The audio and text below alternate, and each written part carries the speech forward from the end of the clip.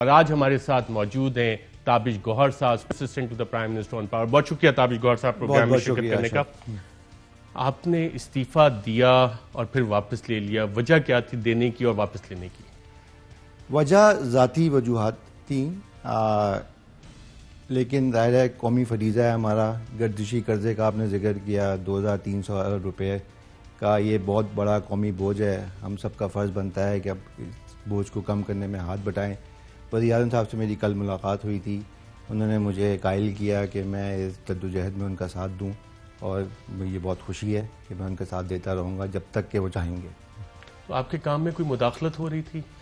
دیکھیں، مداخلت تو میں نہیں کہوں گا، لیکن میں ایک کارپوریٹ سیکٹر کا آدمی ہوں، ایک خاص طریقے سے چیزوں کو دیکھتا ہوں۔ میری خواہش ہوتی ہے کہ ایک یونٹی آف کمانڈ ہو، ایک کلیئرٹی آف ویژن ہو، لیکن جب ہم پولیٹیکل اکانومی میں کام کر رہے ہوتے ہیں تو اس کی بہت اچھی وجوہات ہیں کہ بہت چیکس اینڈ بیلنسز ہوتے ہیں۔ دیر لاٹ آف ایکٹرز انوالوڈ ہے، چاہے حکومت کے اندر ہو، حکومت کے باہر بھی ہوں، تو اس میں اکثر فیصلوں میں یکسوئی نہیں دکھائی دیتی اور کبھی کبھار فرسٹریشن بھی آ جاتی ہے۔ تو ظاہر ہے اس کا اظہار تو ہم سب کرتے ہیں، اور وزیر اعظم صاحب سب سے زیادہ کرتے ہیں۔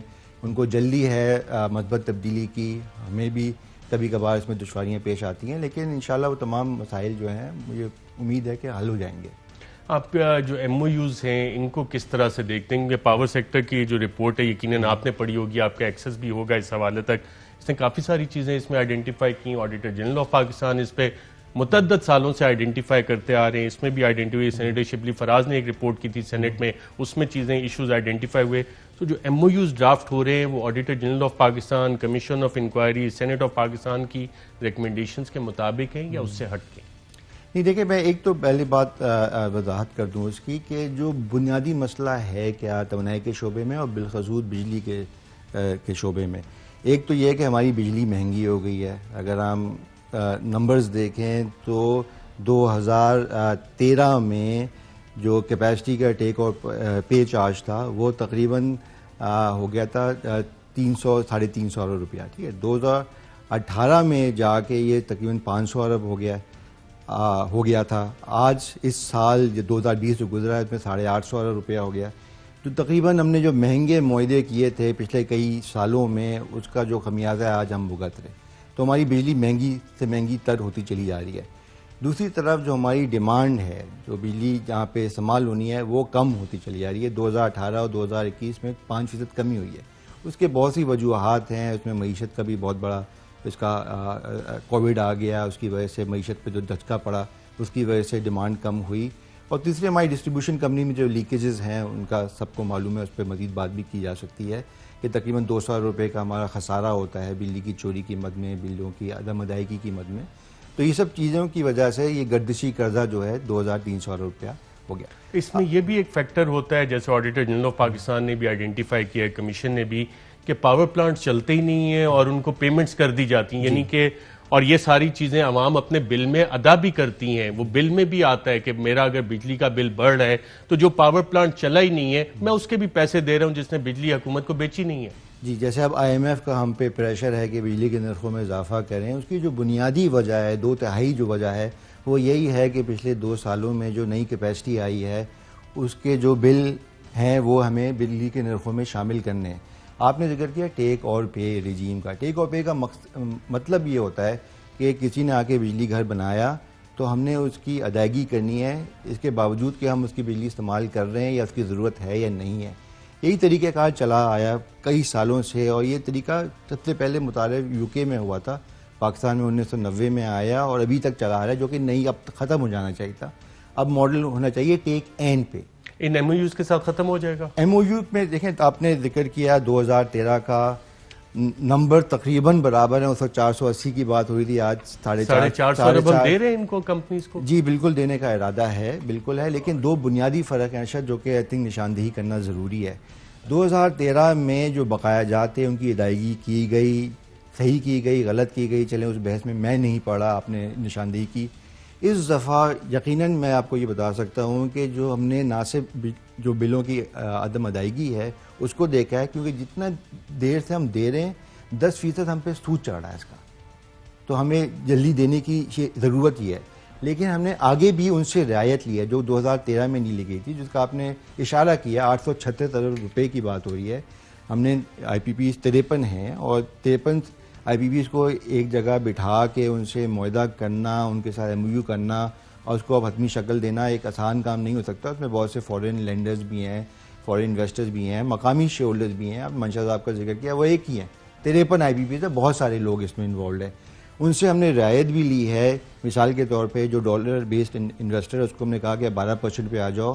روپیہ جو بیسڈ انویسٹر ہے، لوکل انویسٹر کو ہم نے کہا آپ کس بات کا ڈالر انڈیکسیشن لے رہے ہیں آپ کا. یعنی آپ نے جو بات کی کہ انٹرسٹ پیمنٹس بھی بڑھ جاتی ہیں تو اس لیے ہمیں جلدی کرنی پڑتی ہے. ساتھ آپ بتا رہے ہیں ڈالر انڈیکسیشن، تو جو ریپیٹ ڈیویلیویشن ہے وہ ڈفرینس بھی انہوں نے پے کرنا ہوتا ہے جو آج کی روپی کی ویلیو ہے، ساتھ وہ انٹرسٹ بھی ہوتا ہے، تو ڈبل فائدہ ہم ان کو دے رہے ہیں. اگر روپی ڈیویلیو ہو رہا ہے اور انٹرسٹ ریٹ بھی چڑھ رہا ہے تو ظاہر ہے ڈبل امپیکٹ ہم پہ پڑتا ہے. تو یہ duplication of late payment charges under the contract یہی ریجیم، اور یہ اربوں روپے میں جاتی ہے. یہ اربوں روپے میں جاتی ہے، اس میں کوئی شک نہیں ہے. میں آپ کو لیٹ پیمنٹ انٹرسٹ کی بات بتا دوں. تقریباً جو ایک ہمارا 2300 ارب روپے کا جو سرکل ڈیٹ کا ذکر کر رہے ہیں اس پہ پچھلے سال وہ اور جو ہم لیٹ پیمنٹ کرتے ہیں انڈر پی پی ایس 175 ارب روپے کا ہم کو سود لگا ہے اور یہ سرکولر ڈیٹ میں گیا ہے.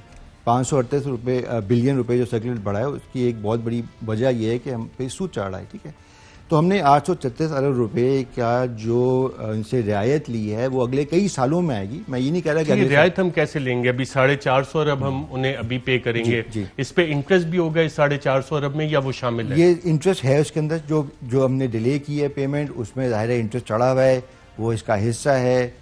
میری ذاتی خواہش تھی کہ اس کو معاف کر دیں، وہ معاف کرنے کو تیار نہیں ہے لیکن کیونکہ ان کا کانٹریکچوئل حق ہے. لیکن ان کا یہ کہنا ہے کہ ہم نے آپ کو آگے جو 836 ارب روپے کی رعایت آگے جو ہے پیسے وہ کیسے بچیں گے؟ اب آگے جب یہ MOU ری نیگوشیٹ ہو رہے ہیں، گئے اس رپورٹ میں 94 کے پاور پلانٹس میں ڈھونڈ رہا تھا، ان کا مجھے ذکر ایز سچ نہیں ملا.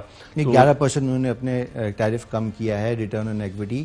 کئی اور لوگوں نے ڈالر انڈیکسیشن. اب یہ جو ہم انہیں پیسے دیں گے یہ ہم آڈٹ کے ساتھ دیں گے، ہیٹ ریٹ آڈٹ بھی ان کا کریں گے، فورنزک آڈٹ کریں گے؟ فورنزک آڈٹ کی بات نہیں ہو رہی. فورنزک آڈٹ کا تو مطلب یہ ہے کہ ہم 1990 سے شروع کریں اور کہیں کہ اگر کوئی گھپلا ہوا تھا تو اس کو سامنے لے کے آ جائے. تو گھپلا تو کوئی نہیں ہوا ہے آپ کے خیال میں؟ دیکھیے گھپلے کے ہو سکتے ہیں، ہوئے ہو سر. تو اس میں کیا مینشنڈ ہے اس پاور سیکٹر رپورٹ میں؟ یہ تو گھپلی آئیڈینٹیفائی کر رہی ہے نا سارے. خدشات کا اظہار کیا ہے انہوں نے، الزامات کچھ لگے ہیں، کچھ وسوسے بھی ہو سکتے ہیں، کچھ انہوں نے کہا ہے آڈیٹر کہ جنرل آف پاکستان سر ایک پاکستان کا کانسٹیٹیوشنل ادارہ ہے، وہ بھی یہی چیزیں آئیڈینٹیفائی کر رہا ہے اور ہم بغیر آڈٹ کے دوبارہ 450 ارب روپیہ دینے کے لیے تیار ہیں. جہاں تک ہیٹ ریٹ اور کیپیسٹی ڈیپینڈبل کیپیسٹی ٹیسٹنگ کی بات ہے وہ تو ہوگی، وہ تو آسان چیز ہے. جو بنیادی جو الزام لگائے نا ارشد، آپ سمجھ لیں وہ یہ ہے کہ ایک چیز 100 روپے پہ لگ سکتی تھی، ہم نے ان کو 120 روپے دیے. ٹھیک ہے نا، اور یعنی کہ جو پلانٹ سیٹ اپ کاسٹ ہے وہ بھی ہم نے چیک نہیں کی. وہ ہم نے اتنی، میں اس کا وجہ بتاتا ہوں ہوا کیا ہے پچھلے 10-15 سالوں میں. ہوا کیا ہے کہ ایک نیپرا نے ریٹائرمنٹ کیا ٹیرف، اس کی بنیاد تھی کہ یہ پلان لگے گا 120 روپے پہ. ٹھیک ہے نا، وہ لگا 100 روپے پہ، تو 20 روپے ان کا فائدہ ہو گیا. ٹھیک ہے، اب نیپرا کی آپ بھی کہہ سکتے ہیں کوتاہی تھی یا نااہلی تھی، یا جب انہوں نے ایک سال ان کو دیا کہ اس دوران فائنینشیل کلوز کرو تو ایک سال میں خاص طور پہ ونڈ پروجیکٹس میں اور سولر پروجیکٹ میں ریٹ بڑی تواتر سے گرے ہیں، بہت تیزی سے گرے ہیں.